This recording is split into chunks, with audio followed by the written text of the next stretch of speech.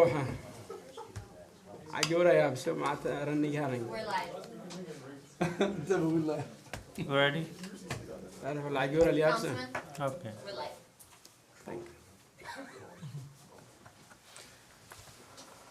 All right. You ready? All right. Good evening, everyone. I call this meeting to order. Today is February 25, 2025, and it's 7:07. Would the clerk call the rolls, please? Mr. Mayor, Councilman Rafai, Present. Councilman Musa, Yes. Councilman Sidman, Present. Councilman Mahmoud, Yes. Councilman Al-Samiri. Yes. Councilman Hassan is not present. Mr. Mayor, we have a quorum at 7:07. Thank you. Please rise for the Pledge of Allegiance. I pledge allegiance to the flag of the United States of America and to the republic for which it stands, one nation, under God, indivisible, with liberty and justice for all.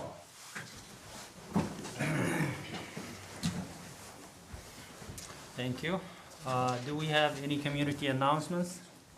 We do, Mr. Mayor. Starting for Ramadan, I want to remind everyone that the meetings will take place at 6 p.m. rather than 7 p.m. The business license renewals have went out, or will go out here very shortly. The Poochki Run is coming up on the 1st, for those of you that have not registered. And there will be a city-owned property auction coming up as well. It'll be widely posted on various mediums. Additionally, I just want to mention that a community member has recently passed away, a former resident of Hamtramck, Andy Rice. I just wanted to offer personally my condolences for his family and friends. You may have seen it all over Facebook. He used to live here, didn't live here anymore, but still is very connected to the community. I'm very sorry to hear about it. Thank you. We're moving to proclamations, recognitions, and presentations. We have first proclamation honoring the life of John M. Majewski. We all send our condolences to the family and the former mayor. That's her brother, right? Yep, that's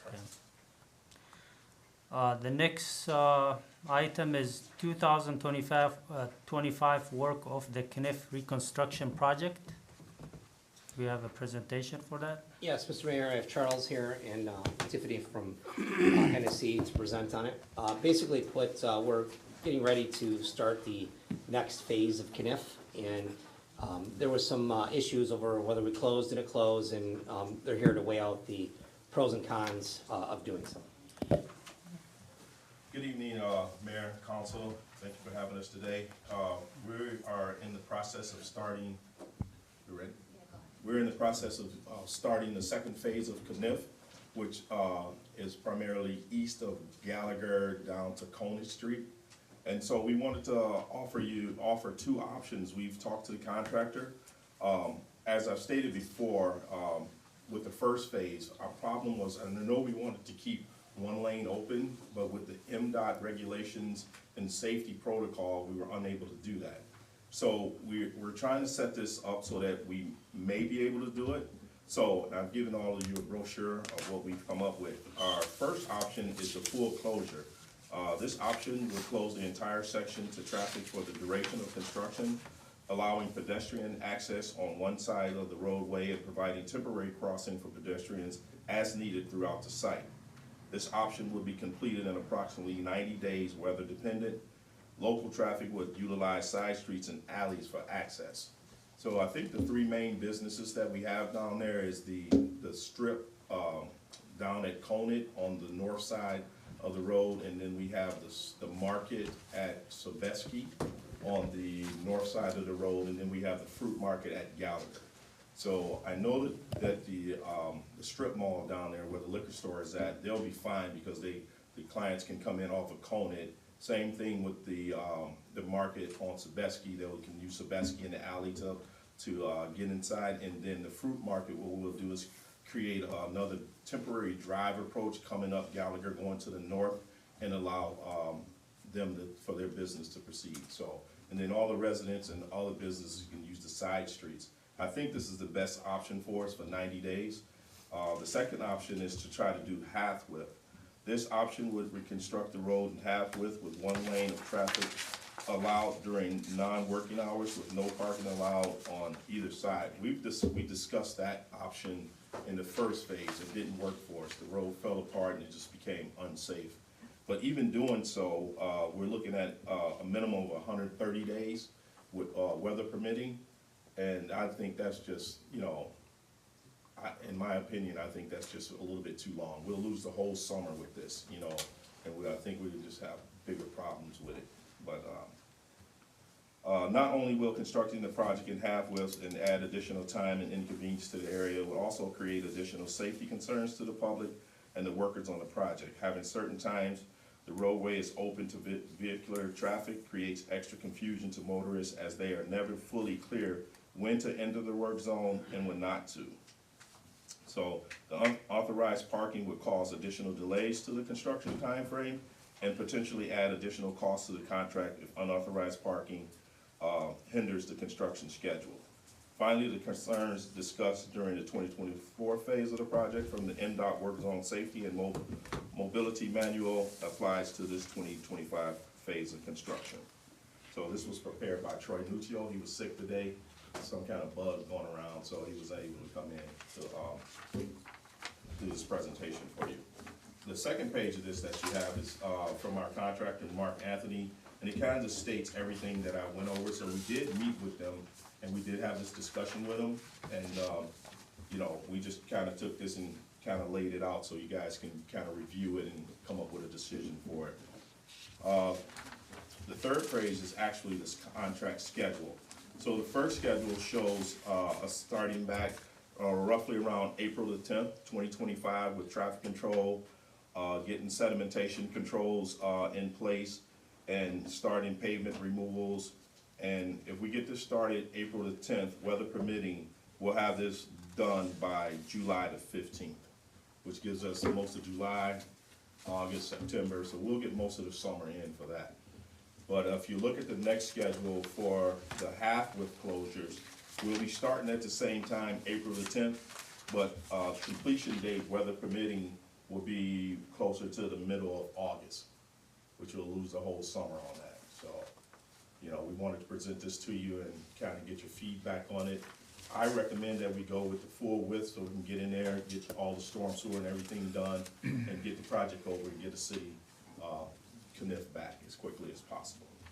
Mr. Mayor, if I may, I think the choice is pretty obvious on this. I mean, we save a significant amount of time, headache, money, and overall just get it done fast with the 90-day solution. I have watched council kind of nodding along in this, and I believe unless there's, you know, significant pushback from council, which I don't believe there is, and council wants to do it with the resolution, we're gonna go with the 90 days.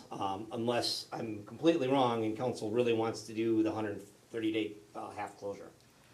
Well, if we have, you know, if we can say 40 days, you know, between first option and the second option, as long as they provide some entrances to the main businesses like Al Haramain and other ones, like you stated, and keep the sidewalk clear for, you know, people to walk to the other businesses, I think that would be an acceptable option.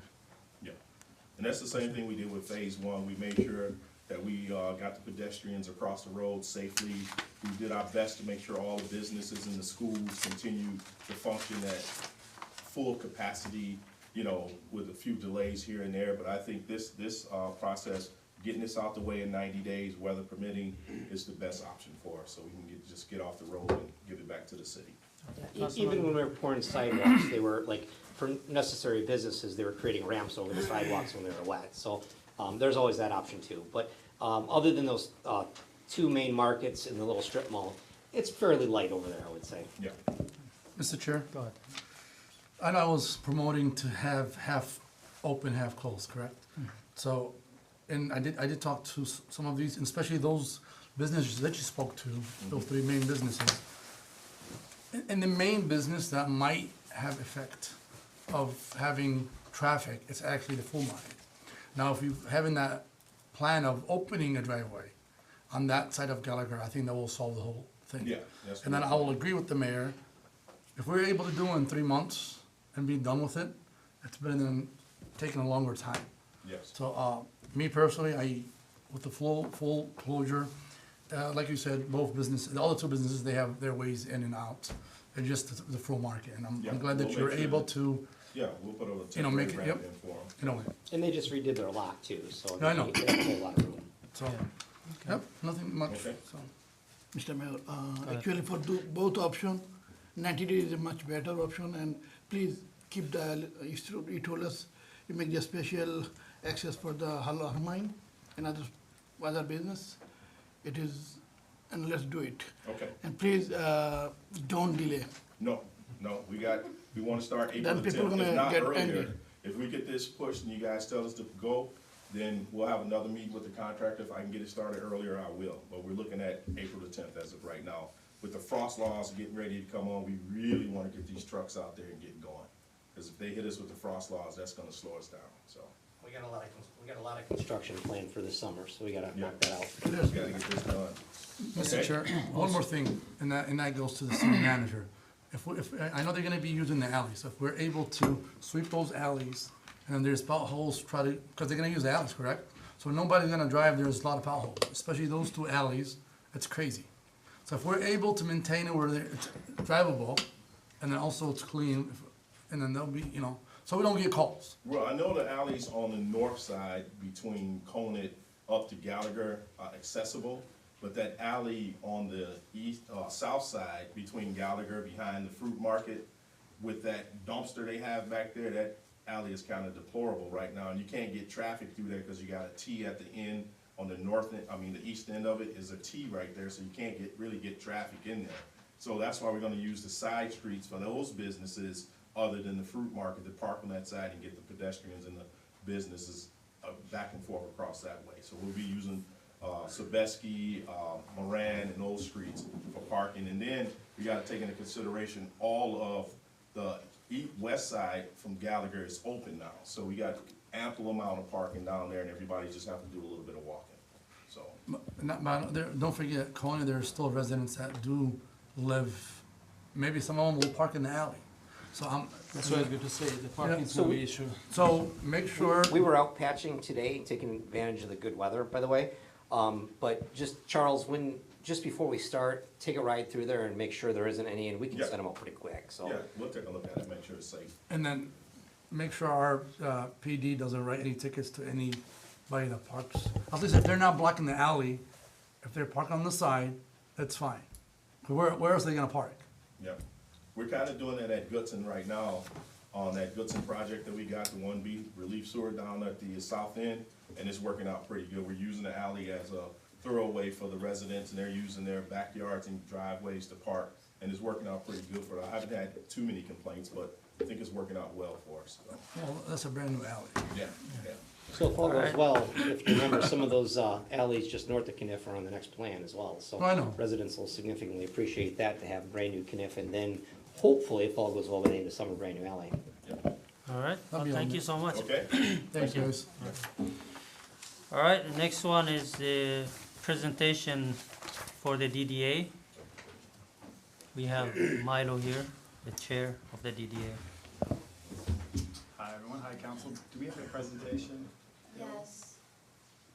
I forgot my little Oh, remote control thing downstairs. But, so you just gotta tell me next and I'll just next okay, it. perfect. That Okay, works. hold on, I'm opening it up. Okay, I will pause for a second.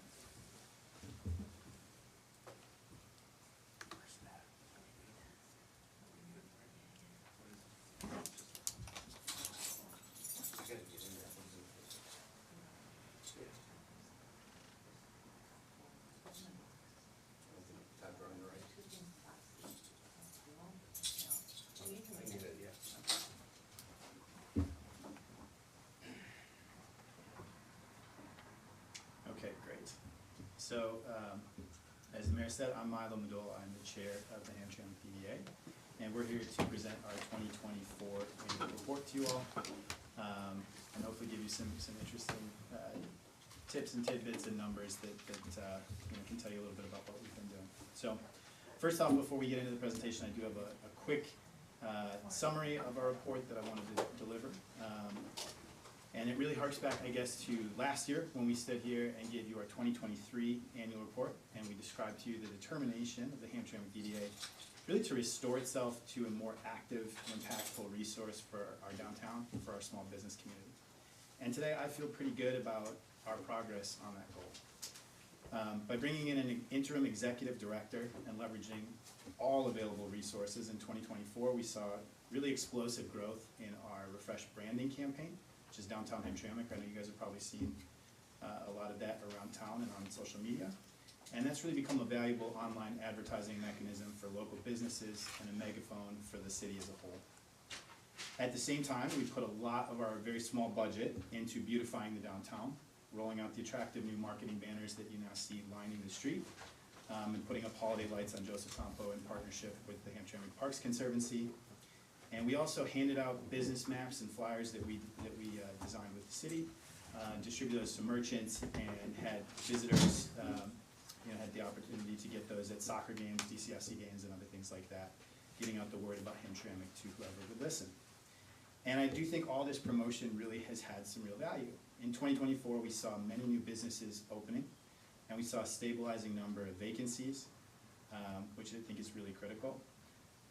And also, at the end of the year, we had the phenomenal success of the Hamtramck Night Bazaar, which was established in September, I think, by the DDA and city staff. We saw over 1,500 attendees at those first two events that we held on the market days. So going into the future, into 2025, I think the future of downtown Hamtramck and the DDA looks bright, but I will say there's also reasons for some caution and concern. All of the DDA's work was accomplished on a shoestring budget of less than $30,000, which is raised by a funding mechanism that is really intended only to finance the administrative costs of running a downtown development authority. So if we're to continue and expand the valuable services and benefits that are being provided to the community, I think finding and identifying additional sources of funding will be critical.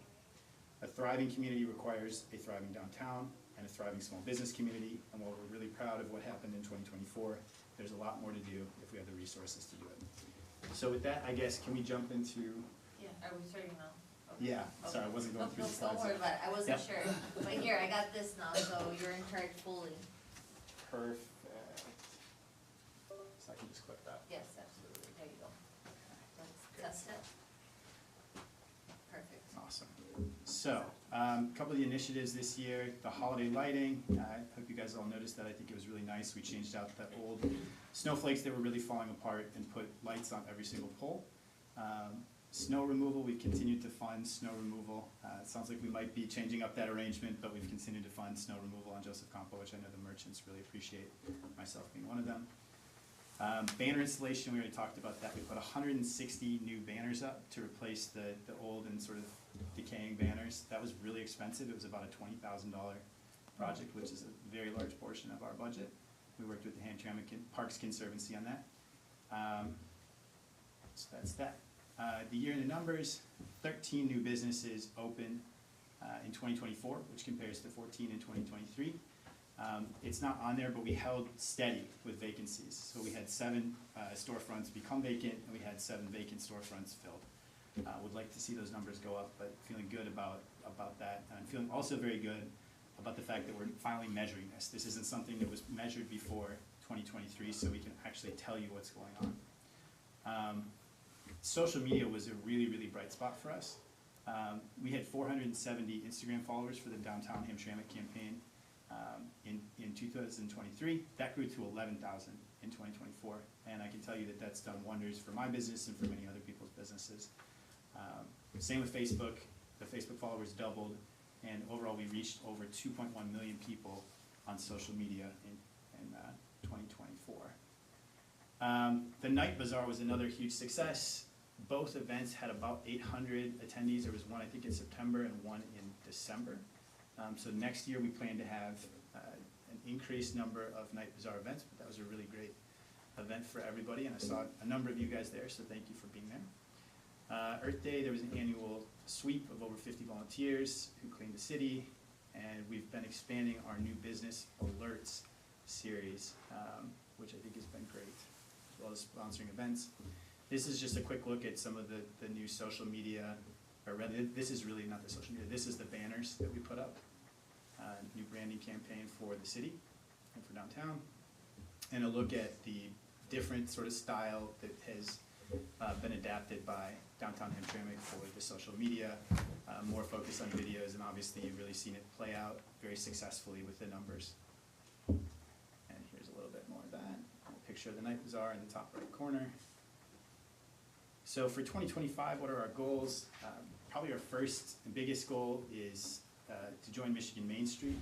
That's a program that we are now at the select, or rather we're at the engaged level, I think, and then select level is the next level. That unlocks grant funding for our businesses, which is really important. At this point, we don't have any resources to give small businesses. We would like to be able to do things like facade improvement grants, things like that that took place in the past, but we just don't have the resources. So getting to that select level of Michigan Main Street with the state is really critical. Like I said, we hope to increase the number of night bazaars. It's been very successful. We've really almost sold out, essentially. There's not been enough spaces for vendors because it's been so popular. So we're gonna have 5 of those night bazaars in 2025. And of course, we wanna continue to really hit the ground hard with the Discover Hamtramck campaign. And this is a list of new businesses that were opened in 2024, and a list of the board members. I think that is it. Happy to answer any questions. Thank you. That's a great presentation. I think we will, in our last meeting, we talked about, the importance of coordinating with the city council about some projects, including the renewal of the contract, of the parking meter contract. Last time the DDA had no say, nobody consulted them. This time they have a lot of good ideas that they want to contribute to the subcommittee, and so we'll talk about that, further later on. Thank you so much, Mark. Thank you. All right, next presentation is for the art and culture, and that will be done by thank you, Tim Price and Lenny Glazik. Thank you.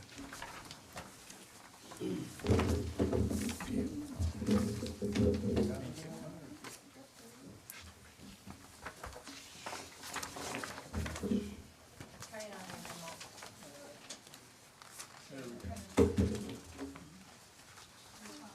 No, that's not. Excuse me, Mayor and City Council and the public.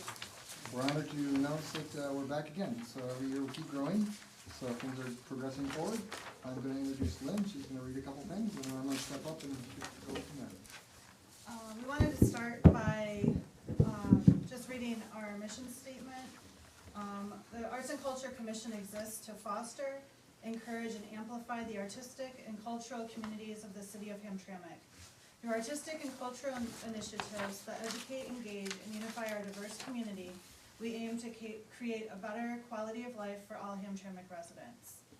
And one of those projects is our participation in the celebration and acknowledgement of Juneteenth.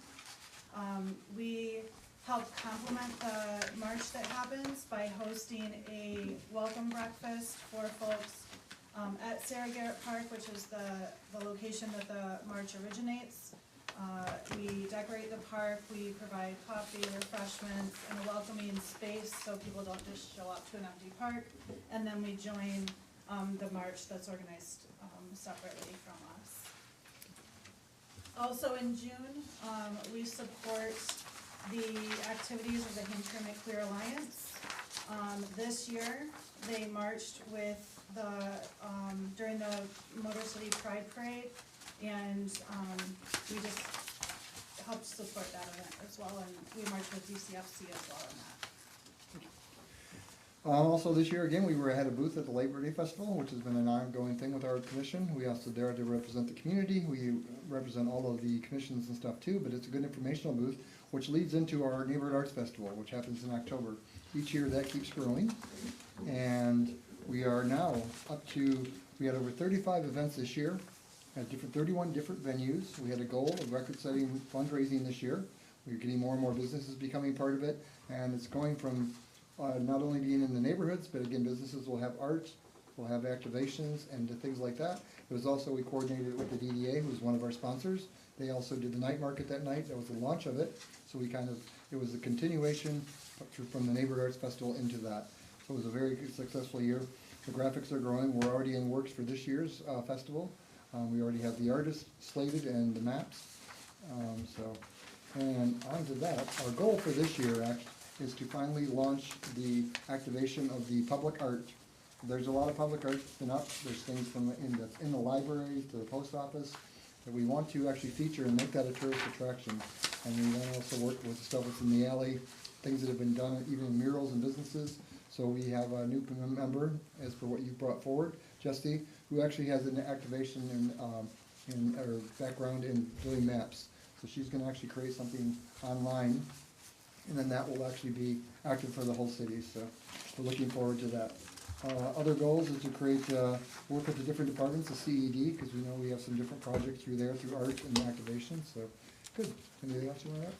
I think that's it. Any questions? No, thank you very much. Thanks, guys. Thank you. Okay, the next one is the zoning and planning presentation. And that will be done by. Isabel, the staff, and whomever else. Okay.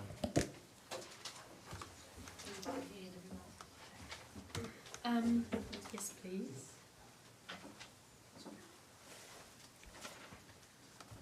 Good evening, I'm presenting this on behalf of the Planning Commission, the Zoning Board, and the Planning and Zoning portion of the CED department. So we roll this report all into one because the activities are so interconnected. And I'm going to flip to page 3 of this. So one of the main activities of the Planning Commission this year, as you're aware, is adopting several new zoning ordinance changes. This includes changes to the requirements for projecting signs in our commercial business district, LED lighting, event halls, building materials, fencing in our residential districts, as well as different parking measures. And then CED is tasked with helping implement these changes.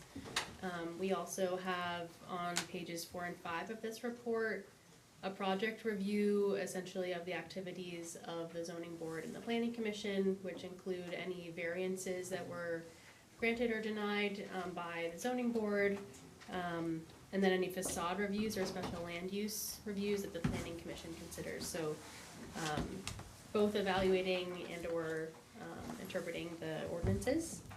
And then we've also done quite a bit of work with the Zoning Board, which is continuing to train the members about standards for Zoning Board review. And we have some new members, and we'll continue that activity in 2025.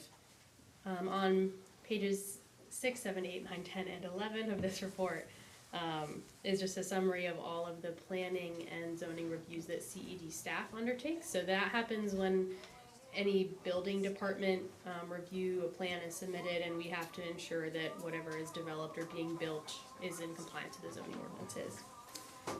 And then planning and zoning goals for 2025, we believe that a really important goal is going to onboard new members to the zoning board, as I've mentioned.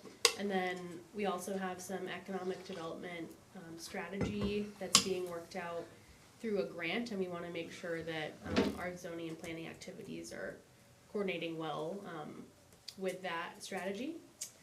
We'll continue ongoing reviews of the zoning map and applicable ordinances, continue training, and then a main priority for me as well as DPS Director John DeAngelis is to make sure that CED is coordinating as efficiently as possible with the building department.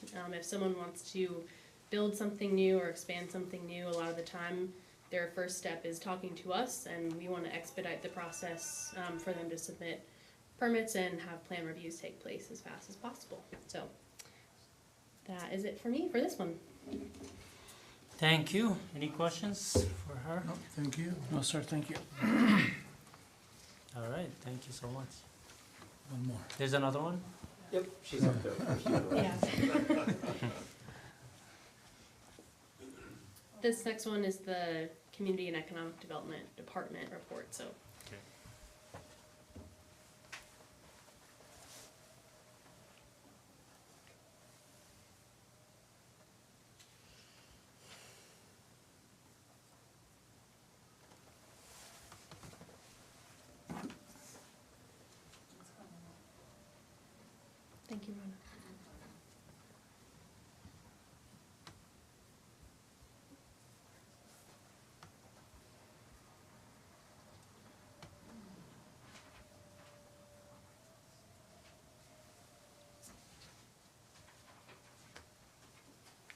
It's not working on my end also. Yeah, so, no, let me just find this. Oh, the email internet's that not we working. sent it. Well, not the internet, but it's taking a while for it to, Yeah, I can just Okay, I start got it. talking, okay, I got it. thanks. it's on here. There you go. Thank you. So our CED activities I've divided into 5 different categories: supporting boards and commissions, our development and support services, grant administration, special projects, and planning and zoning, which is the report that I just gave you. So we'll begin just talking about what our CED staff looks like. We have 5 staff members, 2 full-time, 2 part-time, and then 1 additional full-time member that is grant funded only through the year 2026. And that makes up our small but mighty staff. We have 5 boards and commissions we provide direct administrative support to, which include the ZBA and Planning Commission, as I've discussed, the DDA, Arts and Culture, and the Beautification Commission. And getting into more detail about our development support services, we focus a lot on zoning education, teaching people about the zoning map and what it means. We have a lot of communications with residents and property owners about this through meetings and emails and phone calls and letters, providing guidance pre-construction and pre-purchase of a lot of properties. Pre-development meetings are another really big focus for us. We really encourage people who want to begin construction projects to meet with us early and talk with us often. So we want to help residents and businesses best utilize their time and their financial resources by talking with us, with the building department and the fire department, ideally all in one meeting at the outset of the projects, to make plans about any ZBA or planning commission or plan review, things that we can flag at the outset of those projects. In addition, we oversee and staff the DDA initiatives, including Discover Hamtramck and the Night Bazaars, which Mila discussed earlier. The ribbon cutting events you're also very familiar with. We provide that service for free for opening businesses in the city. And these projects mainly happen with the DDA funds and some other grant funding and our summer youth interns, as much as CED is able to provide support for these projects. But the Night Bazaar, I hope that we will have more volunteers getting involved. It has essentially meant that I have all 5 members of my department in Pope Park from 10 a.m. to 10 p.m. every single time that we do a bazaar event. So put out the call for volunteers. Another business support activity we engage in is writing letters of support for grant funding. So if a private developer or property owner wants to pursue extra funding, we can support that project with the grantor. And we also administer the process for any of our special events and festivals to coordinate between city departments with that. Relationship building is a rather general header, but I put that there because it's important that we are a primary driver of building trust with our businesses and our property owners and residents alike. So this means a lot of community outreach for things like our town halls, to understand resident and business concerns. As I mentioned at the beginning, we have a lot of grant administration that CED covers. The first one is our tree planting grant, which you're familiar with. We want to plant 1,000 trees in the next 4 years, and we oversee the contractors for that project. The next one is an alleyway activation grant, which we'll talk more about later tonight. But the goal of this is to reimagine and activate a commercial alleyway space into a shared commercial and safe pedestrian and cyclist alleyway. And next we have this economic recovery strategic planning grant, which is helping us assess realities in Hamtramck surrounding supporting our businesses, elements of the master plan, and giving that full-time grant-funded person a checklist of things they can do to really improve the economic development prospects in the city. Our last one is the summer youth program, and that is an annual one where we find a lot of fun and rather random projects for youth to help us with. and help provide them some foundational experiences and hopefully get interested in community development and city government. There's a lot more to that. In addition to special projects that I've already mentioned, there's even more special projects. Lots of ordinance implementation, the NEZ project, collaborating with code enforcement has really seen an uptick lately. All of our lot sale programs in 2024.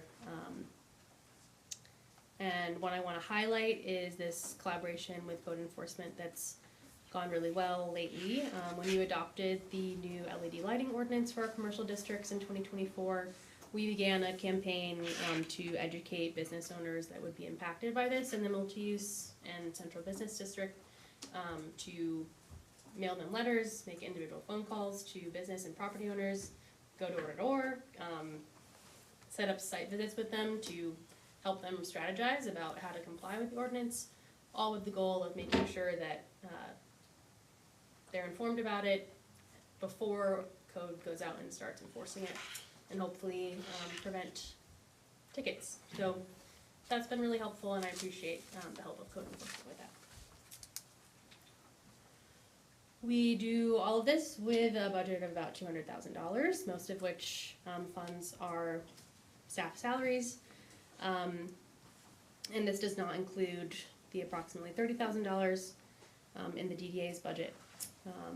So we make the most of it, certainly. And what we want to continue to do is try to strive toward these words that are on the wall in my office, which are fair, healthy, and vibrant, which my predecessor, Carolyn, the previous director, had on the wall, and I think it encapsulates the goals that we have to try to get a commercial facade grant program back for our DDA businesses, to fill vacancy, to empower our boards and commissions, in particular the DDA, to keep positive community engagement efforts going, to pursue more grant funding, and also put on a successful city auction this year. So that's the conclusion of my presentation, and we're always available to talk if you have questions. Mr. Chair. Yes, can I just ask a question before? The operational budget that you mentioned, around 300,000, that's from the city, or because we have $200,000. received a grant of 300,000 for 3 years, right? Remember? We have multiple grants coming out of that department, but there is also a general fund portion of that as well. So that 300,000 was to pay some employees for 3 years, right? It funds the economic development sort of recovery strategic planning. So it has a contractor working with us to create a strategic plan for Yeah. that. He wants to add some. And it also funds a full-time member of our department, Amir. So it's not reflected in that 200,000 because it's a separate grant fund. This grant is a $308,000 grant, which includes, as Isabel mentioned, a contractor who's working on our strategic plan, but it also includes the salary of one of our employees for 3 years. So the combination of the two make up that 300,000. Otherwise, the DDA expenses are all covered through the small little millage that they get, which is less like 24,000 or something per year, which is really not very significant to do much activity in DDA. Well, my issue, then I want to talk about LED lights. I know we spoke about that it needs to be addressed before any violations to these businesses. So how's that been going on? Well, we launched that campaign in the fall, and we gave business owners and property owners a period of 4 months before code enforcement would begin visiting properties to see if they were complying. So we mailed out letters and began phone calls to every single business owner and property owner in December, and they have had, I think, a really positive response. Some people have said that, they needed more assistance, and then I sent a staff member out to meet in person with the business owner. One thing that the DDA was able to provide was, a timer, because one of the aspects of that new ordinance is restricting what time the LEDs can be illuminated, so they're not on between midnight and 8 a.m., right? That really crucial darkest period where people with astigmatism like me could have a problem driving. And there's also a group of business owners that haven't responded to us, and we've made multiple attempts to try to contact them. We mailed letters, and we physically delivered letters, and we called, and so Regarding what, the letters? essentially what the businesses would need to do in order to comply with the ordinance that you adopted. So there's a few different elements to it. One is the time of day they can be illuminated. One is how bright, which you can change with a dimmer. And then the other is buffering the light, so you can install like a plastic sleeve over So it. lately we approved increasing the number of brightness from 4 to 8 foot candles. So that's what some people wanted. Mhm. And I think some people opposed that, but it passed and it came through the city council, we approved it too. Correct. So that was a concern for some business people. We Yep. haven't really heard too much about it overall. I had a couple phone calls on it, but it's been a pretty quiet topic between CED mailing out the letters and code sending out warnings and such. So we'll continue. Code to hasn't monitor. sent any warnings out yet. I thought they did, Okay. I'm sorry. We CE emailed the letters just from an educational perspective, so we haven't handed it off to code yet. That would happen in March. But we continue to collaborate with businesses to explain. All right, at least we have business who are complying, and are understanding, making that change. Correct. All right. Yes, and I think that, quite frankly, people will take it the most seriously when they hear from code enforcement rather than hearing from CED. But what we've tried to do is take a new approach and say, we're showing up early to educate you, to try to help make sure that you don't get enforcement at all, because there is a way. And the letter explains the steps and how to do that. And then after that, if it goes to cold, just, it needs to be another, warning. There will be. Yeah, Okay. code knows the drill. All right, thank you so much. Sounds good, thanks. Thank you. All right, next we move to the additions and deletions of the agenda. Do we have any? No, sir? All right, Hassan is not here to add something. All right. All right, we miss Hassan, by the way. All right, we move to my favorite part, which is the public comments. Thank you, Mr. Mayor. Thank you.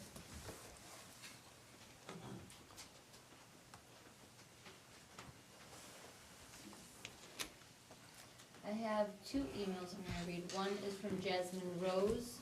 It says, hello, I'm a citizen of Hamtramck. We do not need more surveillance. We need more support from the city. Spend our tax money on services for the disabled, elderly, and those in need. Spend our tax money on that enormous pothole left on Kniff and Gallagher. Do not spend my hard-earned money, tax money, on drones.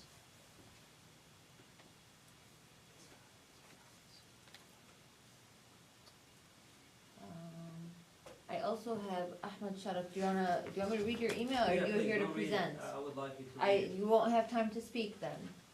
Was that gonna take out of my time? Absolutely, you're not allowed to comment. Is that right? Okay, well, I'm gonna bring the topic anyway then, if you want, it makes sense. Well, you're because taking it's up time now. Do you wanna come up and speak Can your we start 3 now? minutes? I'll start it right now. Okay, you Go ahead. started, and I want you to just read this one, if you would, please. How about this? And then read the Arabic part. Please, do that for me.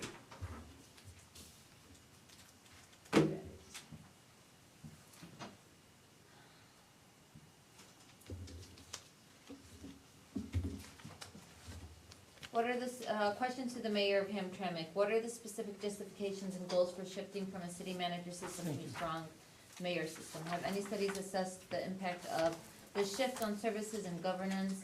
Questions on practical and legal aspects. Is there any intent to adopt aspects of historical systems, example, caliphate or religious principles in one governance, or is the focus purely on scientific and practical improvements? What legal steps are required? Does the change depend on citizen voting? 4,700 registered. 2, voters of the city council. How will fair representation be ensured given the demographic makeup?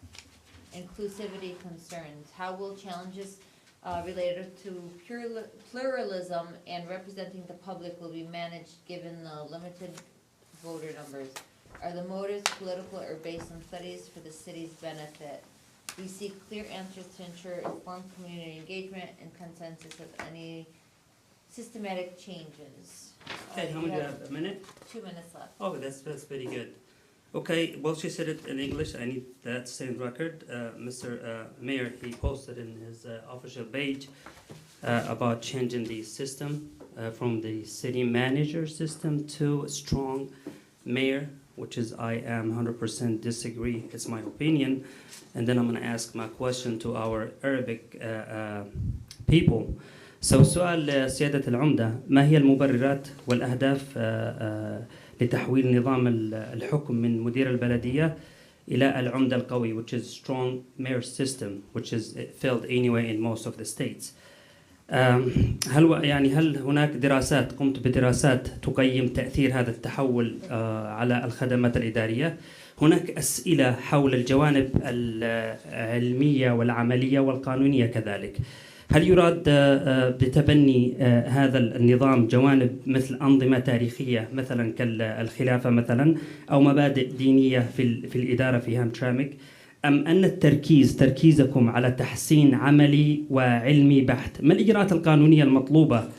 هل التغييرات تعتمد على تصويت المواطنين الذين not over 5,000 يمكن 5,000 over 30,000 أم على مجلس البلدية؟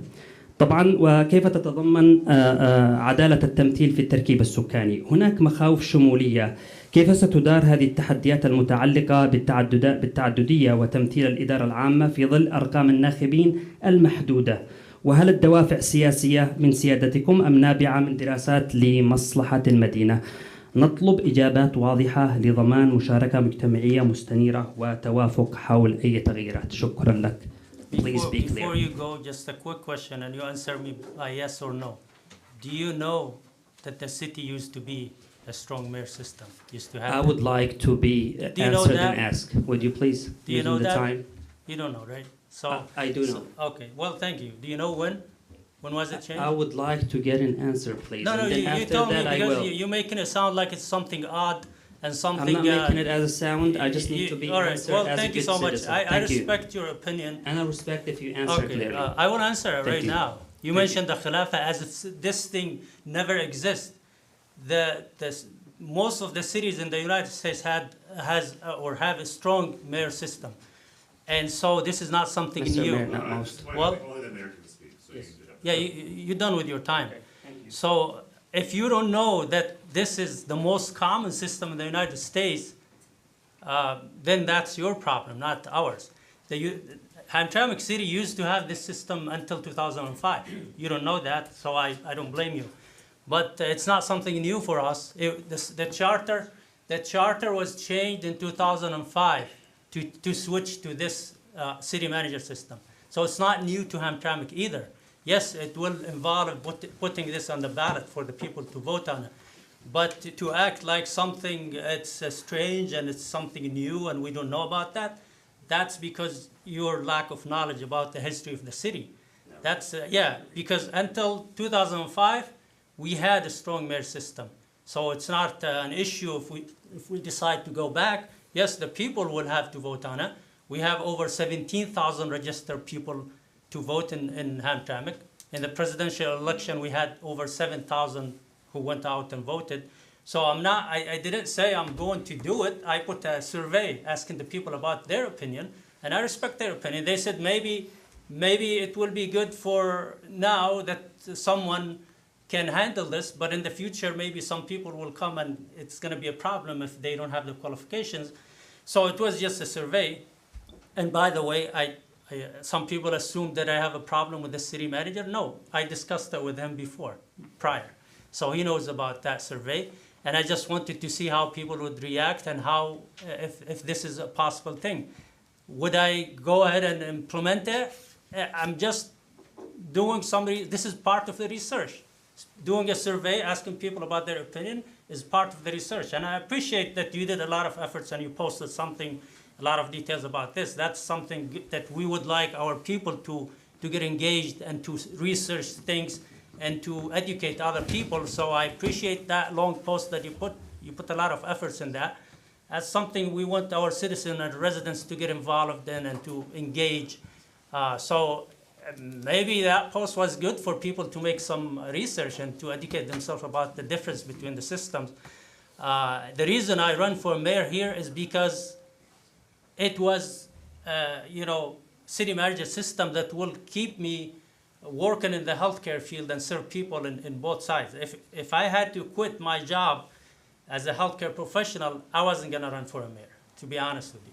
So it has positives and negatives, and the survey, some of my best friends disagree with me and wrote some good comments about it, and I take that into consideration. So I appreciate your opinion, and there's a process that we go through to get it on the ballot for the people. Would I be doing it soon? No, I'm just researching and asking people about their opinion. So thank you so much. Was it study, I'm sir? sorry. No. It's a study what? I mean, it's not something new. You will do it for the first time. It's common in other cities. Durban, Detroit, other cities next to you, they are using the same system. So you're gonna follow the process. We'll go back to prior to 2005. This is not a new scientific innovation that we are coming up with. It's something common. Go ahead. Thank you. Lynn Blasey.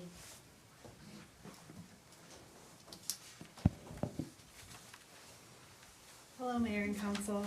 Hi. First of all, I would like to give a shout out to Hamtramck Mutual Aid and Code Enforcement for their awesome collaborations in snow removal during these insane snowstorms we've had lately. Thanks to their collaboration, our seniors and disabled residents have been able to navigate our streets and sidewalks, and that's really important that the community comes together with the city like that. I'd also like to thank the Public Works Department for filling the potholes along the Punchki Run route today and getting out there as soon as snow is out of the way to start getting our roads at least usable till we can resurface all of them.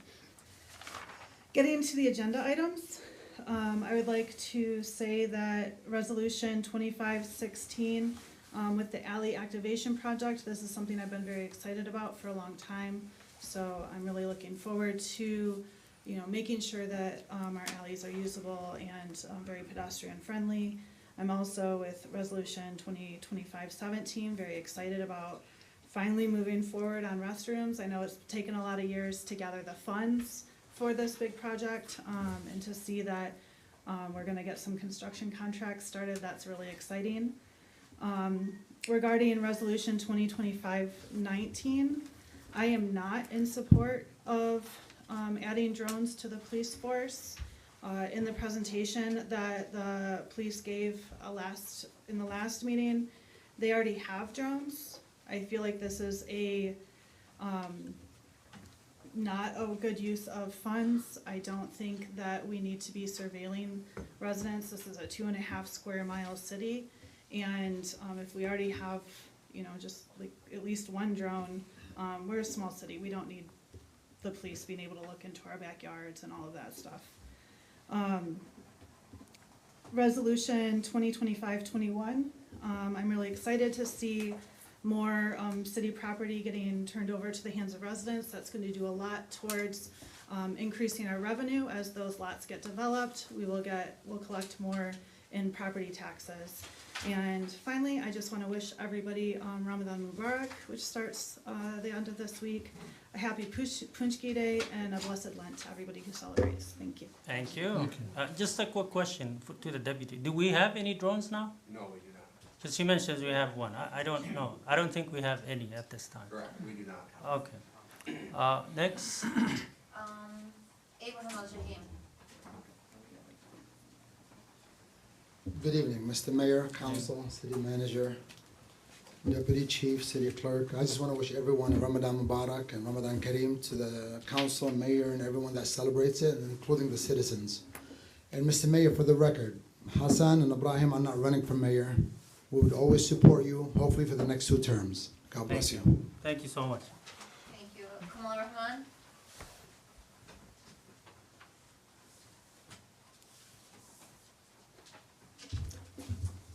Honorable Council and the Mayor and everyone else. I come as, Kamal Rahman, 3050 Kanif, I think I had to mention that. I come as a trustee of Wayne County Community College. As you know, Wayne County Community College has 7 campuses and we have 200 plus different programs. I just want to share this with the community. And we have more than 70,000 full-time, part-time students. We also have collaboration with, we're testing something called dual enrollment, where students will learn, take classes, college courses while they're in high school. And when they graduate, they also graduate with an associate's degree. And they also participate when we do our graduation at usually Ford Field for the last 10 years. We also offer many programs and courses and technical courses that are, we urge people to take advantage of. Sometimes we bring these courses and special programs to the neighborhoods, like we just brought one to Muad bin Jabal Community Iman Islamic Complex, the old OIA building. So we are offering their sewing classes and bilingual classes, and bilingual teachers will be available. So please take advantage of those classes. And they're free. They're absolutely free, 2 days a week, Monday, Wednesday, and 3 hours. And they will be offered throughout the month of Ramadan. So again, Ramadan Kareem, and we urge everyone to get the word out and let everybody know that they exist. Thank you. Thank you. Thank you. Mr. Mayor, I have one more email public comment. The email is from Abdul Wahid, but it's signed A.W. Asala Shushadi. Dear Hamtramck City Council, I'm writing to express my serious concern regarding the residency status of Councilman Khalil Rafai, who is currently serving our community while residing on Oliver Street in Detroit. It has come to my attention that it is a violation of the principle that elected officials should reside in the areas they represent. It is imperative that our city leaders live within the community they serve, as this fosters accountability and a stronger connection to the issues faced by the residents. Mr. Rafai's decision to live outside of Hamtramck raises a question about his commitment to our city and its citizens. I urge the council to address the issue promptly. Setting a clear precedent on the requirement of residency for elected officials is essential for maintaining integrity and trust in our local government. Immediate action must be taken to rectify this situation and ensure that our representatives are fully invested in the community they serve. Thank you for your attention to this matter. I look forward to seeing the council take appropriate steps regarding this issue. And that's all for public comment. Thank you. All right, so we move now to the consent agenda. This is approved with a single motion with no discussion. We have A, approval of minutes from the January 28, 2025 regular city council meeting. B, approval of invoice register date ending February 25, 2025. C, approval of pre-approved expenditure date ending February 25, 2025. Resolution 2025-14 approving street closure for Panchkiran. E, resolution 2025-15 approving fiscal year 2025-26 budget calendar. Motion. Second. All in favor? Aye. No objections? No. All right. With that, we move to the new business, and we have the first resolution, 2025-16, approving project prime bid award alleyway activation project.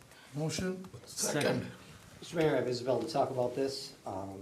Here she is again. Good evening again. This is the first of 2 positions funded by our alleyway activation grant that's funded through the DNR. And what this position is called a project prime. That's grant language for essentially a program coordinator for us and designer to handle all community engagement with businesses who border the alleyway and residents close by, as well as creating plans and engineering documents that we can use for construction. The things that are funded, like physical elements of the alleyway activation itself by the grant, include different pedestrian amenities, traffic calming measures, things like additional benches, And we hope to pursue more grant funding later to fund additional elements of the project. And we'll be able to use the plans that the Project Prime creates in order to pursue those additional grant funds. We created a RFP for this position, which will also oversee the construction management. So the RFP focused on community engagement heavily because we want to make sure that especially business opinions are heard about this plan if they are adjacent to the alleyway, and build strongly on previous community engagement that we've done. And we wanted to find a credible planning and design firm as well with construction management experience. We received 4 bids, and we have selected progressive companies to work with us on this really exciting project. I think that their credentials and their cost effectiveness and also really their community engagement approach is why we are so excited to work with them. And I also have a member of the progressive team I'll welcome up. You can come up. Just want to introduce to you as well Lauren here, who works on the progressive team and will be our point of contact for the grant pending your approval tonight. What's the total amount, the grant? This grant is approximately $900,000, and we have $150,000 of that to use for the Project Prime position. And they'll be with us through the duration of the project, making sure it all goes smoothly and overseeing the planning and engagement process as well. So $150,000 is our maximum amount that we can award for this position. One of the bids we received was well over that, and they're right at the exact figure that we need them to be, and they have the strongest proposal. All right.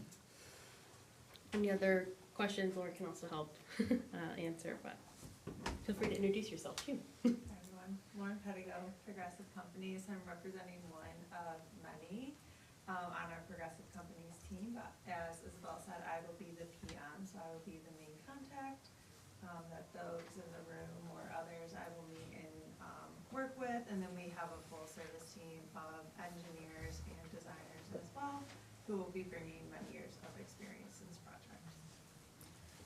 Thank you. All right, thank you. Thank you. Thank you. All right, thanks. All right, we can vote on that, please. Councilman El Samiri? Yes. Councilman Mahmoud?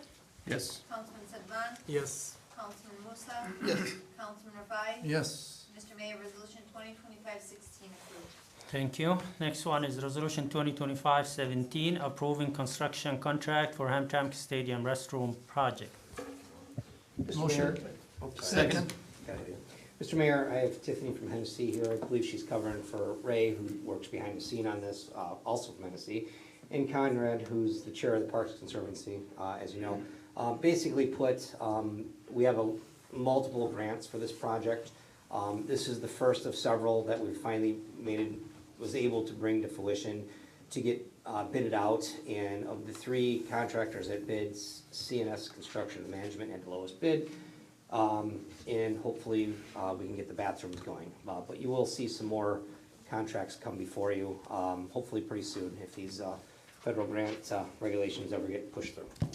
Yeah, any more? So, yeah, this started a few years ago, when we worked with certain councilman, Councilman Rafai was at one of these meetings stuff. They've gone through extensive changes and approvals to the DNR and SHPO, the State Historic Preservation Office. These approvals have been, the modifications have approved, so the grants have been almost released, so to go this with to go to bid and everything else. We had the one bid with CNS Construction that Hennessy is, as Matt mentioned. Tom Habbett's the director, and Ray from Hennessy were the ones majorly working on this and can tell you a lot more, which unfortunately cannot make it to this meeting today. So we are working on, it's a multi-stage process. This is the first of many improvements with the restrooms, the team spot, concession stand, ticket booth, and a historical baseball section for the Detroit Stars, and everything else is going to be added to this one. There will also be added later for parking lot and other field improvements and other building improvements, but that's the majority of this. Is there anything you'd like to add? Yeah, so I guess we did have 3 bids in total, with CNS as the low bid. This is being funded through the DNR Trust Fund with HUD matching funds. Thank you. So, It's gonna be a tricky season over Yeah. there between this, the parking lots, the roads, and everything else going on. There's major construction in that park this year. And also trying to manage the baseball season as well, that's still gonna be playing. he mentioned you are the chair. I thought Tom was the chair. He's the executive director, the chairman of the Oh, board. okay, all right, thank you. I'm here because he could not make it. Okay, all right, thanks. Well, any questions to them? No, sir. All right, I guess we can vote. Councilman Fai, Yes. Councilman Musa, Yes. Councilman Sedman, Yes. Councilman Al Samiri, Yes. Councilman Mahmoud, Yes. resolution 2025-17 approved. Finally. Thank you. All right, next one is Sumeri's favorite. Resolution 2025-18 to concur with award of the 2025 ALIS State Earmark Grant Engineering Design and Bidding. Motion. Second. Mr. Mayor, myself and the subcommittee worked long into the night to finally get these organized. And I have Tiffany from Hennessy before you to begin the process with Hennessy getting them prepared. So we turned in a bid, or a proposal to do the topographic survey and engineering design for $71,160 for the first 9 alleys that the Max and the subcommittee agreed on. So pending approval today, we'll get started on that right away, so we can get alleys All constructed right, this season. well, that's 9 alleys. That never happened in the history of Hamtramck to do them at once. So that's a Mr. Mayor, big can I project. ask which alleys? It was long time. They are listed in there. You don't have the. Don't have. Oh, okay. Alley west of Joseph Campo between Andrus and Grayling, alley east of Joseph Campo between Roseville and Jacob, alley south of Jacob between Joseph Campo and Gallagher, alley north of Goodson between Joseph Campo and Gallagher to Keyworth Stadium, alley north of Miller between Conant and city limits, alley east of Conant between Dorothy and Miller, alley east of Conant between Oliver and Vincent, alley east of Conant between Jacob and Hanley, alley west of Conant. No, you said east, Yeah, it it's should be west. west for I'm 8. sorry. Number 8, Okay, west of sorry, Conant. sorry about that. And then the last was alley west of Conant between Hanley and Lehman. But I also want to note that this isn't it. We have another grant coming in that we just haven't got yet, that hopefully we'll get another slew of alleys that the subcommittee agreed upon. Yeah, well, Mr. that's Chair. great news. Yeah, go ahead. Just Councilman. to speak on behalf of my colleagues in the subcommittee, actually to inform everybody, there's 21 alleys that I'll say 99% will get done. This is the first 9 alleys. Most of the alleys that we did, chose are actually commercial and residential. Most of them are, kind of hit both sides, residential and commercial. We're starting with the 9, and then hopefully after that, we have the grant, like he said. And we're doing a real huge alley that's gonna be on, from Carpenter on Conant, from Carpenter all the way to, It would be the west Conant from from Caniff to Casimir.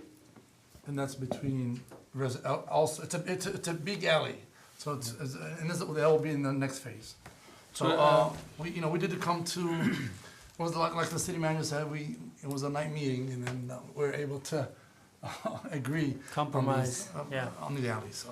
Well, that's good, Mr. Mayor, that's good, but I was in the Hamtramck High School alleys today. It's a nightmare to parking over there to go behind these. I think if you're looking at the business, this is important too, and it's our Keys Drive, and they have their computer fixings, whatever, department on this side. I went to my niece's computer to exchange. It's really horrible situation on that side too, so. Councilman, the next wave does have some of those Caniff alleys. I don't remember if that one specifically, but certainly there's at least 2 in that stretch on there. All right, thank you. All right, well, thank you. All right, any questions? No, sir. All right, go ahead and vote, please. Councilman Mahmoud, Yes. Councilman Sedman, Yes. Councilman Al Samiri, Yes. Councilman Fai, Yes. Councilman Musa, Yes.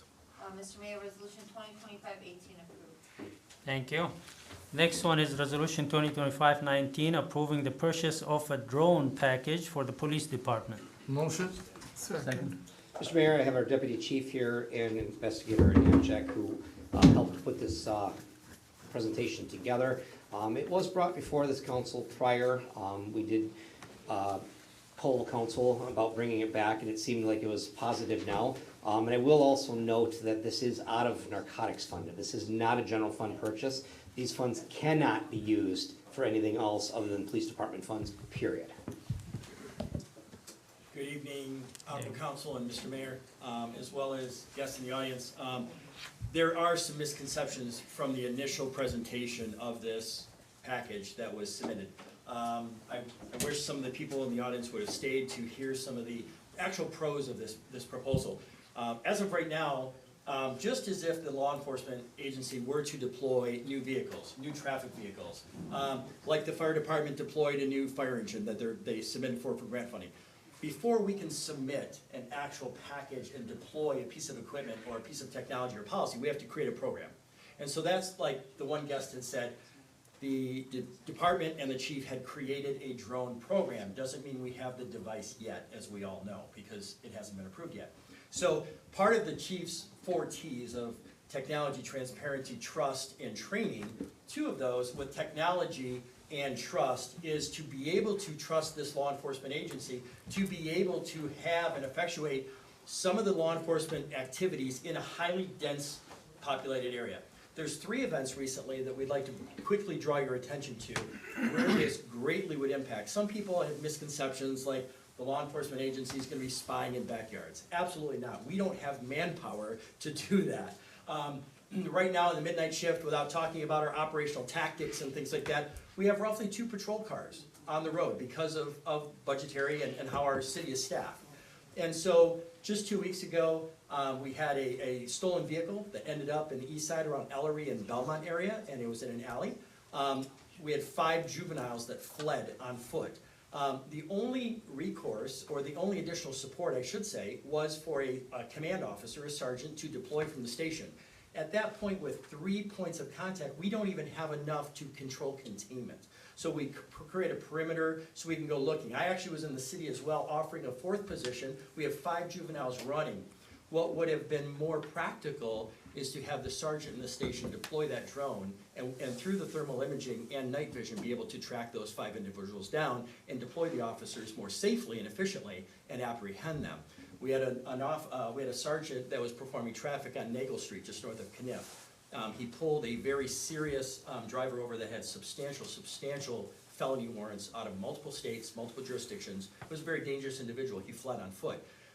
We were looking for that person for almost 2 hours. The deputy chief was out there, I was out there. Matter of fact, most of the department was out there, but because of the dense populated houses in our city, the drone would be most practical and safest to deploy, especially chasing such a person like that. The last area where it's more practical, we know that auto thefts are a serious issue in Detroit and Hamtramck, and Detroit surrounds us, right? But we know our vehicles are ending up in these chop shops when they're stolen here and then being shipped out and everything else. Some are recovered, but a lot of them are being taken. So part of this drone program allows us to be able to utilize that with our task force officers into these other areas. Not only the narcotics officer that's assigned to the DEA, but myself and other agencies to be able to do this. We know that certain agencies have drones. Detroit has many. Warren has 8. The Grosse Points have them. Livonia has them. Dearborn has them. Most agencies have a drone, and there's a much substantial benefit for having this. Now we say vision with value. The value, we can see that it's definitely there, and then it comes to the cost. The cost, as we know that we've already presented, I prepared a follow-up to some of the presentations you should all have in your emails for that presentation. But as we look at what the most impactful thing, like the city, I'd like to resonate with the city manager said, is that it's 0, and also to touch base on one of the public comments from an email. There's 0 budgetary effect from a general budget line item. This is straight narcotic forfeiture money, and by utilizing of those funds, we're on track to still recoup substantial narcotic monies coming in for the next 12 to 24 months. So even though utilizing this money, we're still on track to still capture substantial tens of thousands more. So this money can only be used for specific parts and pieces, and I know that Deputy Chief can resonate on a lot of the history with the use of those funds and what's benefited the department and the residents, but we would ask and greatly ask for you to approve this so that we can effectively apprehend and more proactively respond to some of these serious situations, because I think the council what we understand initially from the chief discussing with this council was there was maybe some misunderstanding because the initial presentation did not say narcotic forfeiture funds. Now that you know it's narcotic forfeiture funds, we're asking for that resolution to pass. I think the biggest thing for me, for the community and the police, is safety, safety, and safety. All right, that's all we're using it for. We're not spying on anyone, but when you have a guy with a gun that fled on the traffic stop, it's dark, you're going there, the drone comes over top, you can set up on the person for larger events like the festival, right? We're not spying anyone, but when you have that many people, you get the drone on an air, somebody wants to do something wrong, you get ahead of it. So strictly, the only reason we want this is for the safety of our officers and the safety of the residents. I mean, comes in handy a lot of times that stuff that technology's there to protect us and to protect the residents. So there is no other reason I can promise you, per our policy that we're gonna develop, there will be no spying on any residents. Just keep that in mind. I know that's a big concern with Big Brother, but I'm telling you, it's gonna be used for safety of the residents and the police officers, which is very important for all of us, I would hope. Now, as the city also goes to benefit, one last bit of information that we have, this particular drone is not your average DJI like we see in a retail consumer shop scenario. In talking with the city building department and everything else, this drone actually has not only thermal imaging, but night vision capabilities simultaneously. The thermal imaging was actually a little bit of a perk to city building department because, well, hey, if City Hall has a roof leak, are we able to see the thermometry differences between temperature of where moisture may be trapped in our City Hall building? Yes, it can. So a lot of cities are utilizing those law enforcement tools, if you will, for its own purpose and redeploying. I know Warren does it as well. Like I said, they're a much larger city. They have 8 drones. But it's something that we can utilize for a city piece of property as well. And we graciously ask that you approve this resolution. Mr. Chair? Go ahead, Councilman. I think the last time we denied it wasn't because of the money. We knew where their money from, and just the comments that we were getting from residents, again, oh, you guys are gonna spy on us. So that was the issue that we had with, so it wasn't really, because we knew where the money was coming from. It was from the narcotic, it wasn't from the general fund. But the main concern, like today, you heard 2 comments, it's, our department might spy on these, on residents, especially now what's going on with ICE being around, so that kinda, I'm glad that nobody's there, and I'm fine with that, so. Yeah, I think that, and to answer Councilman, your question, guys, I think that Chief has well put out a communication piece relative that ICE is ICE and they're gonna do what they're gonna do, and that, they kind of do what they need to do. We do not have any part or any active investigations with that. But as well with the policy that the Chief has instituted, there is no spying. There are reasonable expectations of privacy. This is in response to serious law enforcement actions. And that's the intent of this. And I know the chief really wanted to be here today to actually help present this because he's very passionate about this piece of technology. He had surgery, he is recovering at home, and actually, matter of fact, his dad flew in from New York to actually be with him and see the councilman and see who's here. So the chief wanted to extend his apologies for not being here today, but he is recovering. You sure his dad's not the one that's supposed to present the? We would gladly welcome it. So the concern for some people that it would be used for entertainment and some events, that's what I heard from some people. So you confirm that it will be only used for serious emergency actions for the city? Or big events like to help the city, because it's eyes and ears, and if you have like the festival, for example, right? Flying it over, we can't see if somebody comes on the outside and has a gun or anything else. So the biggest thing is, I can promise you, per our policy, is if you're not committing a crime, you don't have to worry about it, because it will not be, we will absolutely not, if you're committing a crime, sure, we're gonna spy on you because we wanna catch you, right? And that's the point of it. But if you are a law-abiding citizen that is 100% gonna be against any policy we have of anything like that, so that's, I can. So I saw some video posted by, I think, Dearborn Police, while using this drone in action, and it was very, very useful and powerful. I mean, honestly, it helped them so much to accomplish their goal. And if all the cities have it, I don't know, maybe we can just give it a try. If something happens. And Mr. Mayor, to echo just on that point exactly, we know that social media is pretty lively, right? We haven't seen anything in the social media in southeastern Michigan about any departments spying on residents, or for that matter. So it's very, very strict. The prosecutor's office would be look upon that very unhighly. Several other federal agencies would not look upon that highly, and obviously neither would this body here. So it's a very useful tool that can be life-saving. Like we said before in the first presentation, lost children as well, that can deploy much faster in the way of gathering data from an overhead perspective rather than going door to door in a dense populated city. So. Yeah, Mr. Mayor, go ahead. I'm sorry. Shenanigans of the $20,000 drone will not be tolerated. It's the quickest way for disciplinary and termination actions. This is here to aid the police in serious events, large events such as the festival, to have eyes in the sky, to be able to keep a good eye on what's going on, and keep things safe. This is not for funny business, by all means. Councilman Mahmoud? Yes, now as David demonstrated, right? Yes, sir. Yeah, as you mentioned, trust. So I think this is the most issue in our community. Nobody is trusting that this is not going to be used for anything else. So I don't know how can we promote people or make them understand that this is going to be not using anything else. Even somebody, I was okay with it. I had discussion with Max, but I did a little survey not on Facebook by calling some people or asking. 10 out of 10 said no. So some people have been making fun. They said they'll send this to see if our roof is leaking or not. That they send the code enforcement to issue ticket.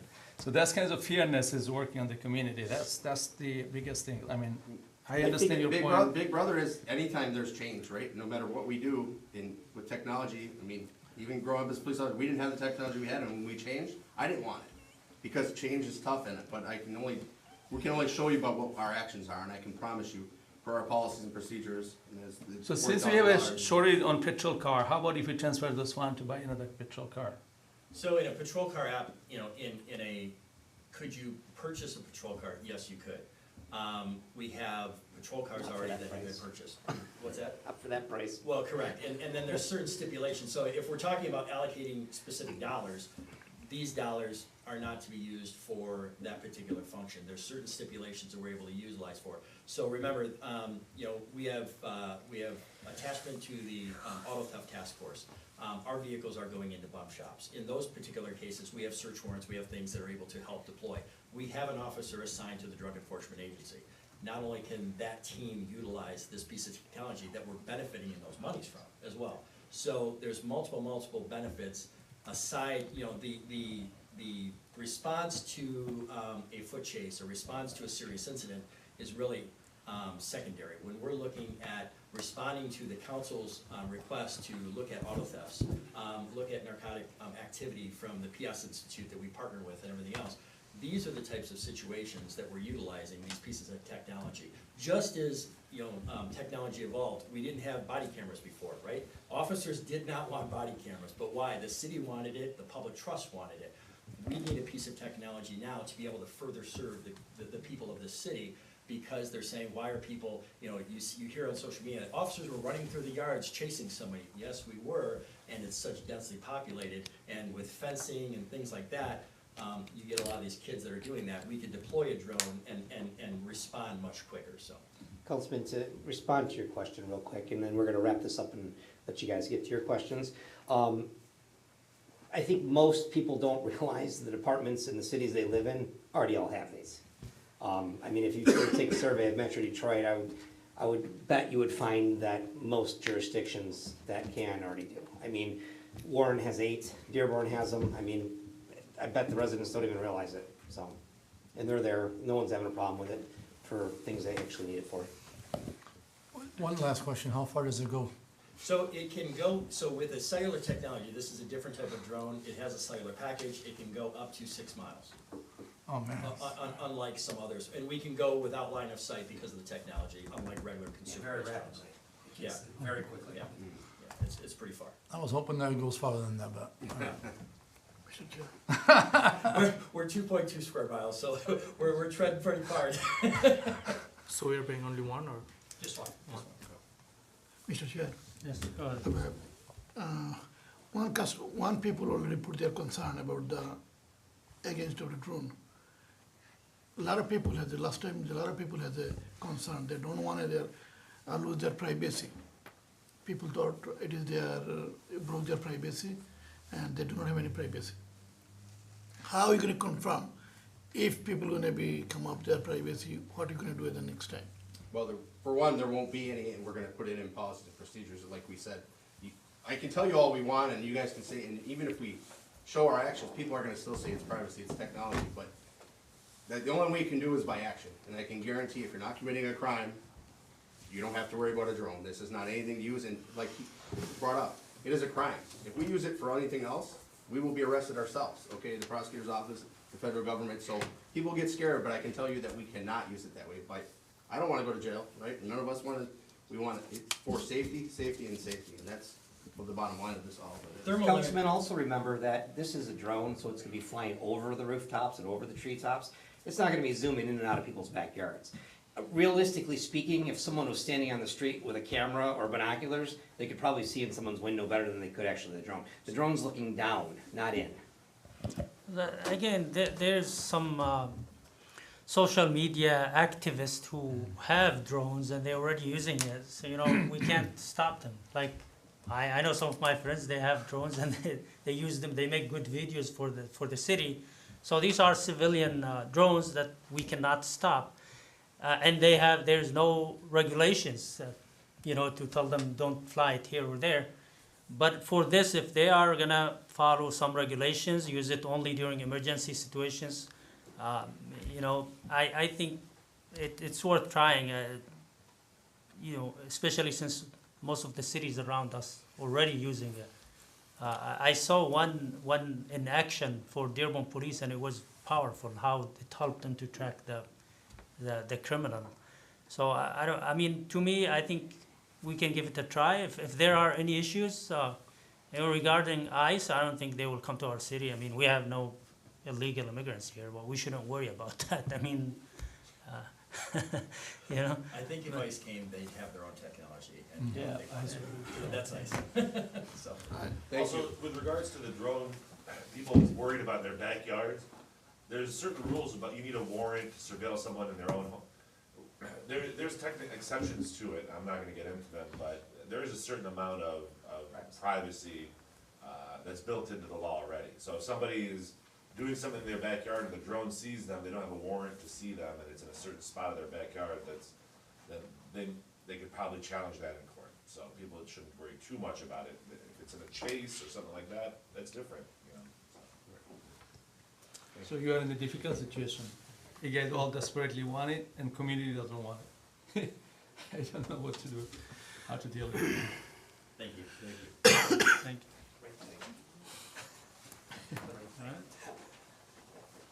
And I'll go pick first. Any other discussion, or are we ready to vote? I think we're ready. Councilman Mahmoud. Seriously.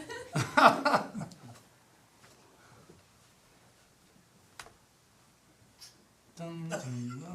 don't know what a bill is. Well, I'm worried about our police chief. He's very passionate about it, and he may take tough decisions. That's okay. I don't think we are allowed to have you, but there's a section for the comments Public coming. comment. Just comment, yeah. Yeah, in a little bit, so you can. All right, since you guys make mention that it's gonna use only for criminals, not for anything, any other activity, I'll say yes. Huh? He said yes. Yes. Oh, yes, I apologize, okay. Councilman El Samiri. Yes. Councilman Sedman. Yes. Councilman Musa. Yes. Councilman Rafai. Yes, and my DJI is better.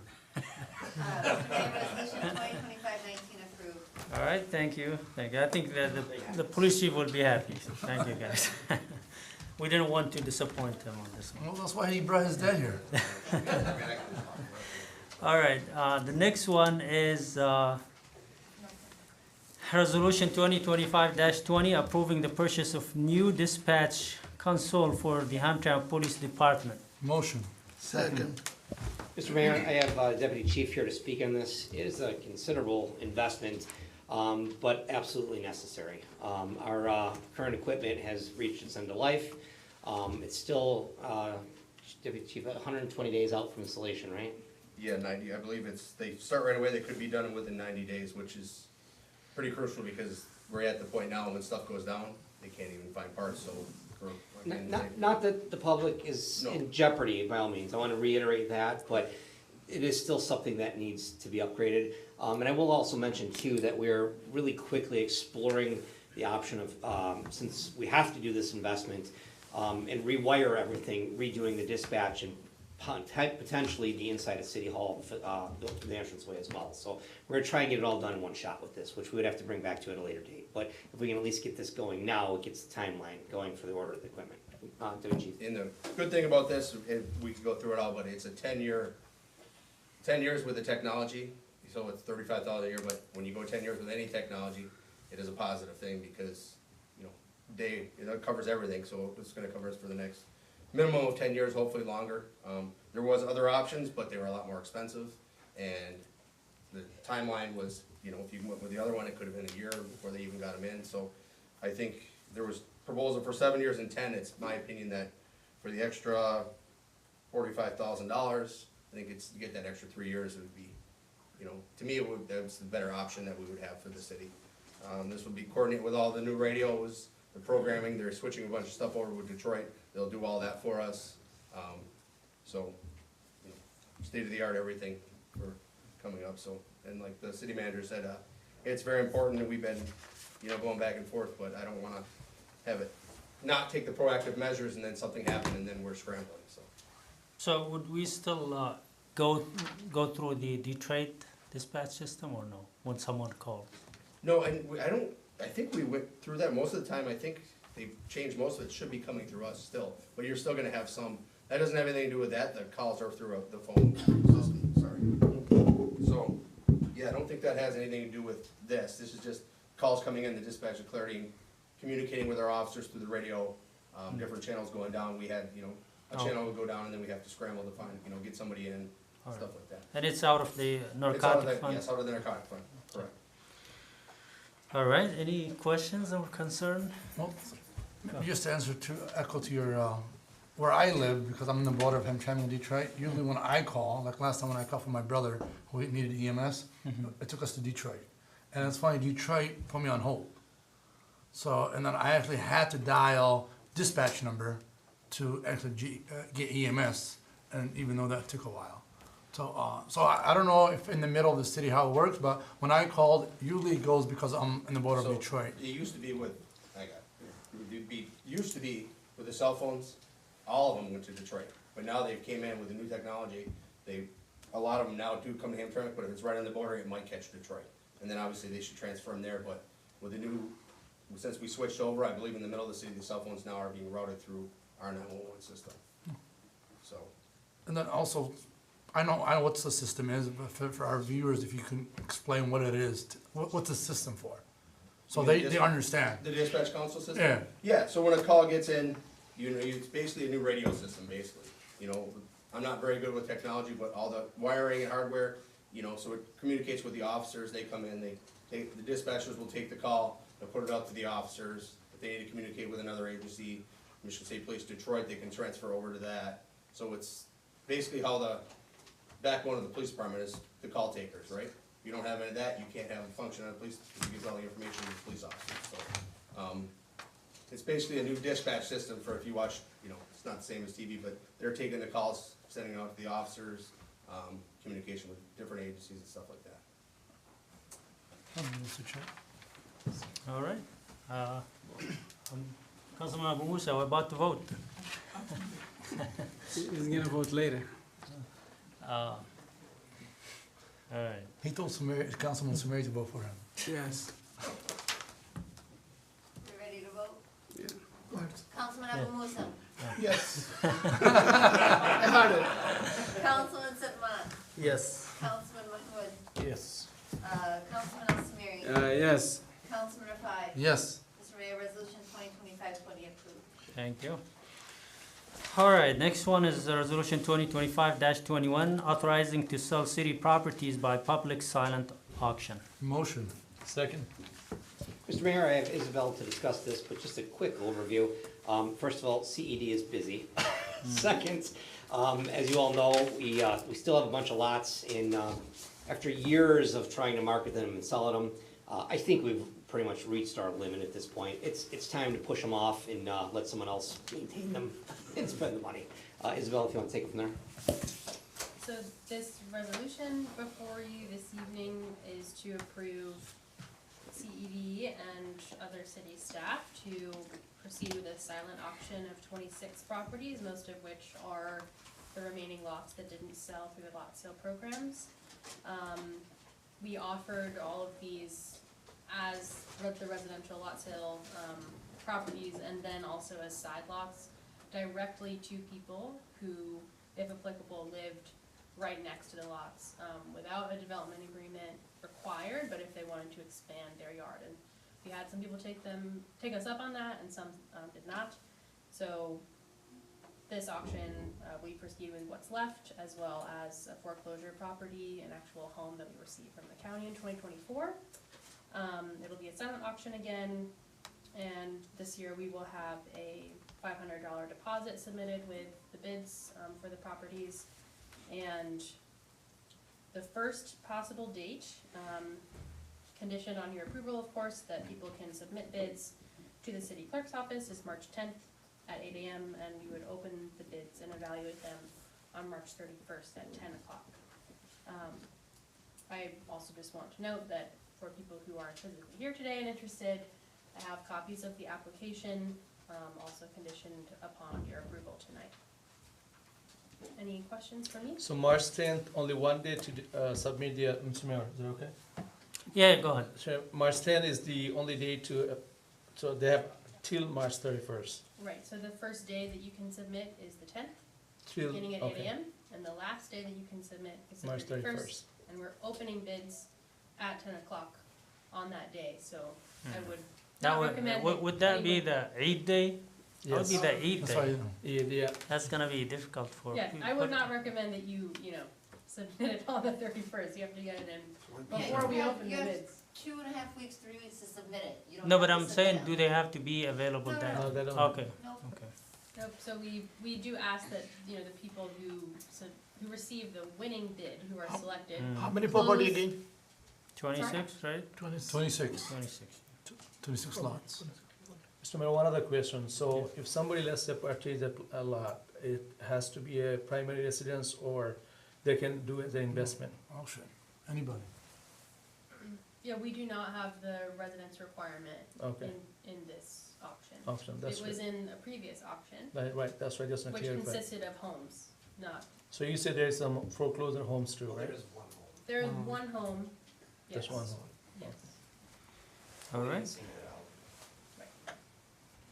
You can see the parcel list in the application that I attached to the agenda item. So, 25 lots, one foreclosed home. Sure. All right, let's get the book then, maybe.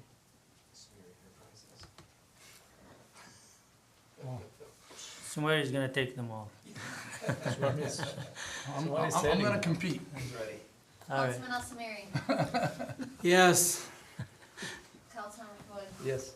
Councilman Sedman. Yes. Councilman Musa. Yes. Councilman Rafai. Yes. Mr. Mayor, resolution 2025-21 approved. Thank you. Next one is resolution 2025-22, approving acceptance of the fiscal year 2025 state earmark for the development of a new facility for public safety, public works, and parks and recreation. Motion? Second. Mr. Mayor, this is an easy one, free money from the state. This is one of the ones that state rep helped facilitate before he left office. And it will be for the development of our new DPW facility. However, we still do need more money for this, so if we can get some political pull, maybe in Washington, to help with that, it would be greatly appreciated. That's why we went to Washington last time. So, okay. Well, thank you. That's $2 million, right?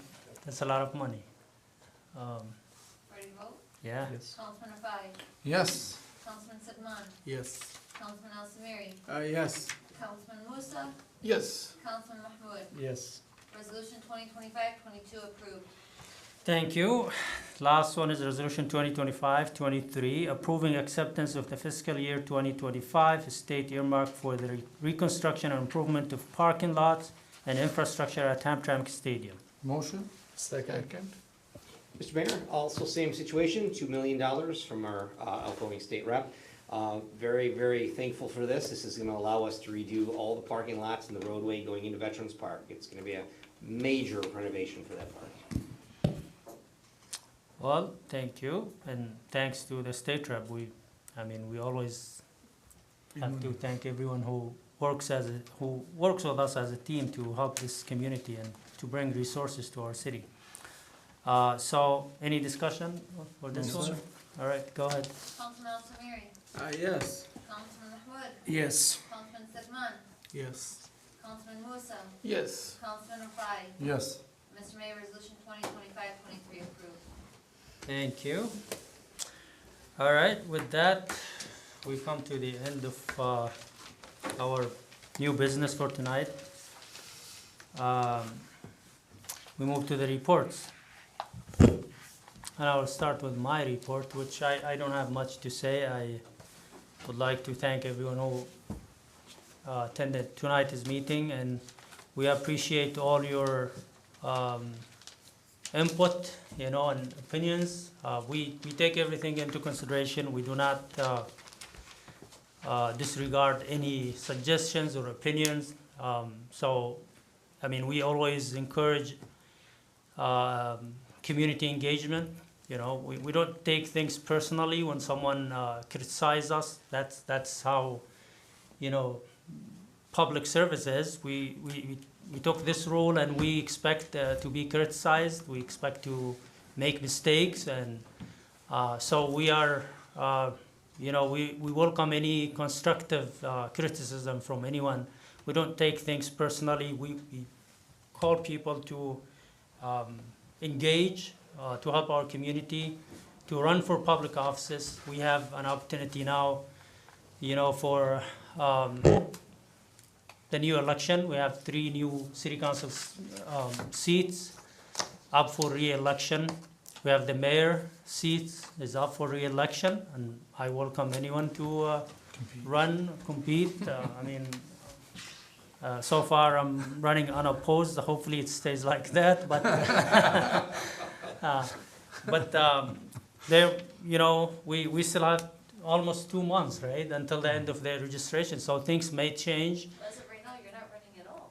Well, yeah, I have announced on social media that I will, and the unexpected thing was, an hour later, President Trump called me after I posted this, and we talked about running, and he said that's a good thing. I asked him to accommodate my new appointment at the White House in a way that I can go back and forth and serve as the mayor. He asked me about the system that we have. Mr. Ahmed Sharafuddin, I answered them that it's a part-time job, but it's a full-time commitment. I get involved almost in everything, but I don't have to be physically in the city hall every day. And he said, okay, if that's the case, he told the team around him to accommodate my request. As of now, there's three options for me to choose from. We still discuss with the team all the pros and cons, and then soon I will make up my mind and I will choose, and then that will be reflected on running as the mayor. We will see. I have received some questions from the media about the rule. As of now, nothing is being confirmed, but it's still on the table for discussion, and hopefully soon I will announce and it will be public. And then, we will make sure that this election will be fair, transparent, and hopefully many people will run for all the available seats, city council and mayor. And with that, I think that's all I have for tonight. I thank everyone again for joining us tonight. And we move to the Mayor Pro Tem report, please. Thank you, Mr. Chair. I want to thank everybody for coming here tonight. Also, I want to welcome our chief's father, who is here in our council, and I wish our chief will feel better. And also, I'm glad that the mayor did actually said that he's going to run. Hopefully, you're able to work in the White House and also, still be our mayor And hopefully, if we got $4 million of grants, hopefully we get more from you I hope so. for our city. So, again, I want to thank our Public Works employees for doing a great job during the snow plow. You know, I got so many calls from our residents. They were like, you know, that's. They appreciated the pizza. Oh, that's fine. Well, they deserve it. So they were all surprised. They were like, you know, we haven't seen these kind of services since we've been living here. So I'm happy that we are providing these services to our residents. And about the email, you know, that I don't live in the city. At least the community know where I live. That's why, you know, that's what matters to me. So have a good night. Be safe. Take care. Thank you, Mr. Mayor Pro Tem. Now we move to the City Council members' report. Who would like to start, if there's any? Thank you, Mr. Mayor. Thank you, audience. Thank you, everyone. This is the last meeting before Ramadan, so I said Ramadan Kareem to all Muslims. They're going to fast for 30 days. Quick question to Max. When is our elevator getting fixed? I know many people, the elevator. The elevator. We got the parts that we were waiting a long time for, but unfortunately they did not fix it, so now there's more parts in order. I don't have a determined time. I actually thought it would have been fixed quite some time ago, but Right. they're just struggling with it. The 100-year-old elevator is not cooperating at all. Can we replace whole thing? How much is it going to Well, cost? we did, council did vote to actually replace the whole thing. That was probably almost a year ago at this Right. point. But it was like a year and a half, 2 years wait for it to be built. So at the rate we're going, the new one might come in before we get this one going. It's actually, we're very thankful that council approved the purchase of the new one previously, because we'd have been in a world of hurt even more. As it stands right now, anyone with a disability, we are sending them to the police department, and the police department's been shuttling them up and down the staircase as necessary, but it is still very inconvenient. Taking them up their elevator, not the staircase. That's what I meant. Thank you. Yeah. All right, thanks for update. I just want not to know, because many people, when they visit City Hall, they say about it and they ask about it, and sometimes some people make criticism about it, that what's going on at the City Hall. So thank you, and nothing else. Thank you. Good night, everyone. Thank you. Thank you, Mayor. Because many people they don't sign, you know. Good evening, the people who come and join with us in this, and who join with us with the media. Thank you very much, our mayor, city manager, police chief, police officer.